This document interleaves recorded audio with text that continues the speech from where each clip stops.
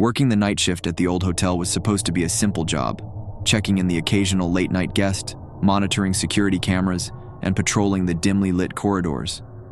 But as the hours stretched on, and the moon cast its ghostly glow through the dusty windows, I soon discovered that this hotel held secrets far more sinister than I could have ever imagined. It started innocently enough. The lobby was quiet, the only sounds the creaking of the ancient floorboards beneath my feet and the distant howling of the wind outside. But then, just at the edge of my perception, I heard them. Whispers, soft and barely audible, echoing through the empty space like the faintest breath of wind. At first, I brushed them off as nothing more than my imagination, the product of a tired mind playing tricks in the silence of the night. But as the whispers grew louder, more insistent, I could no longer deny their presence. They seemed to emanate from the very walls themselves, swirling around me like a sinister chorus. I tried to focus on my work, to drown out the unsettling sound, but the whispers only grew louder, filling every corner of the lobby until they seemed to suffocate me with their oppressive weight. They taunted me, beckoning me deeper into the darkness, promising secrets that I knew I should never uncover. And then, just when I thought I couldn't take it anymore, I saw them, the ghosts of guests long dead, their spectral forms drifting through the halls like wisps of smoke. They were pale and ethereal, their eyes empty sockets that seemed to gaze right through me, piercing my soul with their silent screams. I tried to run, to escape the hotel's twisted grasp, but the ghosts had other plans. They floated effortlessly through the air, blocking every exit with their haunting presence, trapping me in a nightmare from which there was no escape. Desperation clawed at my chest as I searched for a way out, but the hotel seemed to twist and contort around me, its corridors shifting and changing like something out of a fever dream. I was lost in a maze of darkness, pursued by the restless spirits of the past, their whispers echoing in my ears like a relentless chant. I stumbled through the empty halls, my heart pounding in my chest as I searched for some way, any way to break free from the hotel's sinister grasp.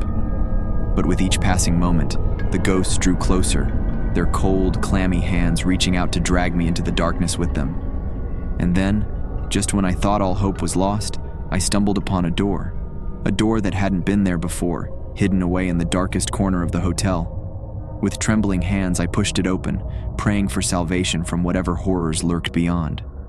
But instead of freedom, I found only darkness, a yawning abyss that seemed to stretch on into infinity.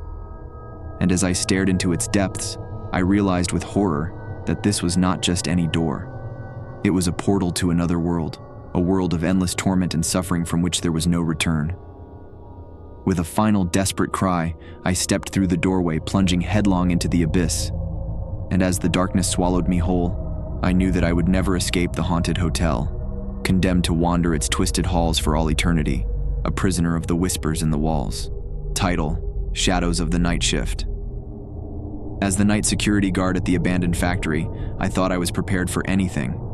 After all, I had spent countless nights patrolling the desolate corridors, my flashlight cutting through the darkness like a beacon of vigilance.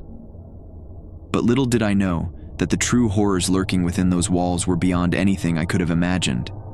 It all began innocently enough, with flickering lights and strange noises that seemed to reverberate through the empty halls like whispers from the grave. At first, I brushed them off as nothing more than the natural creaks and groans of an old building settling into the night. But as the occurrences grew more frequent, more sinister, I couldn't shake the feeling that something was terribly wrong. Then, one fateful night, as I sat in the security room reviewing the CCTV footage, I saw it. A shadowy figure lurking in the corner, its form barely discernible in the grainy black and white display. My heart skipped a beat as I watched it move with an unnatural grace, its eyes gleaming with a malevolent light that sent a shiver down my spine. I sprang into action, my adrenaline-fueled instincts kicking in as I rushed towards the security room, determined to confront whatever intruder dared to trespass upon my watch. But when I arrived, the room was empty, devoid of any sign of the shadowy figure that had haunted my screens just moments before. Confusion and fear gnawed at my mind as I searched every inch of the room, desperate for any clue as to what had just transpired. But there was nothing. No trace of the intruder, no evidence of their presence save for the lingering feeling of dread that hung heavy in the air. From that moment on, I knew I was being watched, stalked by something sinister that hungered for more than just my presence. I became hyper-vigilant, constantly on edge, my nerves fraying with each passing hour of the night shift. Every flicker of movement in the shadows, every unexplained noise echoing through the empty halls, sent my heart racing, my mind spinning with paranoia. But despite my best efforts to maintain my composure, the presence that haunted me refused to be ignored. It seemed to grow bolder with each passing night, manifesting itself in increasingly disturbing ways, from phantom footsteps echoing through the corridors to disembodied whispers that seemed to emanate from the very walls themselves. I tried to rationalize what was happening, to convince myself that it was all just a figment of my overactive imagination. But deep down, I knew the truth. There was something malevolent lurking within the abandoned factory, something ancient and hungry that hungered for more than just my presence. As the nights wore on, my sanity began to unravel, my mind consumed by the ever-present terror that stalked me at every turn. Sleep became a distant memory, my nights spent in a feverish haze of paranoia and fear as I struggled to maintain my grip on reality. And then, one night, as I patrolled the deserted corridors, I saw it again. The shadowy figure, lurking just beyond the reach of my flashlight's beam. But this time, there was something different about it. Something wrong. Its eyes gleamed with a hunger that sent a chill down my spine, its form twisted and contorted into an unnatural shape that seemed to defy all laws of reality. And as it loomed closer, its presence filling the air with a suffocating weight, I knew that there was no escaping the darkness that lurked within the abandoned factory. With a final desperate cry, I fled into the night, my footsteps echoing through the empty halls as I raced towards the safety of the outside world. But even as I emerged into the cool embrace of the night air, I knew that I would never truly be free of the shadows that haunted me. For once you've glimpsed the true horror that lurks within the darkness, there's no going back. Title: Echoes of the Forgotten Ward. Working the night shift at the hospital was always a lonely affair, but when I was assigned to the dark wing, I knew I was in for more than just a quiet night. The air hung heavy with the scent of antiseptic and decay, a chilling reminder of the lives that had slipped away within these walls. Shadows danced along the walls like malevolent spirits, twisting and contorting with every flicker of the dimly lit hallway lights. I tried to focus on my rounds, to push aside the creeping sense of unease that settled over me like a suffocating blanket. But the hospital had other plans. Strange noises echoed through the empty rooms, the creaking of beds, the rustling of sheets, the faint murmur of voices that seemed to whisper secrets lost to time. At first I chalked it up to my imagination, the product of a tired mind conjuring phantoms in the darkness. But as the night wore on, the whispers grew louder, more insistent, until they filled every corner of the deserted wing with their eerie refrain. And then, I saw them. The ghosts of patients long dead, their spectral forms drifting through the halls like wisps of smoke. They were pale and ethereal, their faces twisted in silent agony as they wandered aimlessly through the empty corridors. Some reached out to me with spectral hands, their fingers passing through me like smoke as they begged for release from their eternal torment. Others simply stared with hollow eyes, their gaze piercing me to the core with a silent plea for understanding. I tried to run, to escape the hospital's twisted grasp, but the ghosts had other plans. They moved with an otherworldly grace, their spectral forms gliding effortlessly through the air as they closed in around me with every step I took. I could feel their cold, clammy hands reaching out for me, their touch sending shivers down my spine as they pulled me deeper into their realm of darkness. I stumbled backwards, my heart pounding in my chest as I sought desperately for some means of escape. But the hospital seemed to stretch on endlessly before me, its corridors twisting and turning in on themselves like a labyrinth from which there was no escape. And then, just as suddenly as they had appeared, the ghosts vanished into thin air, leaving behind only the lingering echo of their otherworldly presence. I stood alone in the darkness, my breath coming in ragged gasps as I struggled to make sense of what I had just witnessed. But deep down, I knew the truth. The hospital was haunted, its halls teeming with the restless spirits of patients long forgotten. And now, they had claimed me as their next victim, their ethereal grasp closing in around me with every passing moment. As I stood alone in the darkness, I knew that there was no escaping their twisted grasp. For once the ghosts of the Dark Wing had set their sights on you, there was no going back.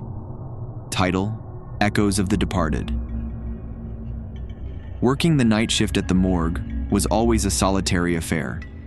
The hum of refrigeration units provided a constant backdrop, punctuated only by the occasional sound of footsteps echoing through the empty corridors. But on this particular night, there was something different in the air, a palpable sense of unease that hung heavy like a shroud. I tried to push aside the feeling of dread as I went about my duties, focusing on the task at hand. But the presence lurking in the shadows refused to be ignored, its icy tendrils creeping ever closer with each passing moment. It began as a faint whisper at the edge of my consciousness, a soft murmur that seemed to echo through the empty halls. At first, I brushed it off as my imagination, the product of a tired mind conjuring phantoms in the darkness. But as the night wore on, the whispers grew louder, more insistent, until they filled every corner of the morgue with their eerie refrain. I tried to ignore them, to drown them out with the hum of the refrigeration units, but they persisted, their words twisting and warping into something incomprehensible, yet undeniably sinister. And then I felt it. A cold touch against my skin, icy fingers trailing down my spine like the caress of death itself. I froze, my heart pounding in my chest as I spun around, searching desperately for the source of the chilling sensation. But there was no one there, just the empty room bathed in the sickly glow of fluorescent lights. I tried to shrug it off as my imagination, to convince myself that it was nothing more than a trick of the mind. But deep down, I knew the truth. Something sinister was lurking in the morgue, something that hungered for more than just my presence. As the night wore on, the feeling of unease only grew stronger, its tendrils wrapping around me like a vice. I could sense eyes watching me from the shadows, unseen and malevolent, their gaze burning into my soul with a fierce intensity. I tried to focus on my work, to push aside the rising tide of fear that threatened to overwhelm me.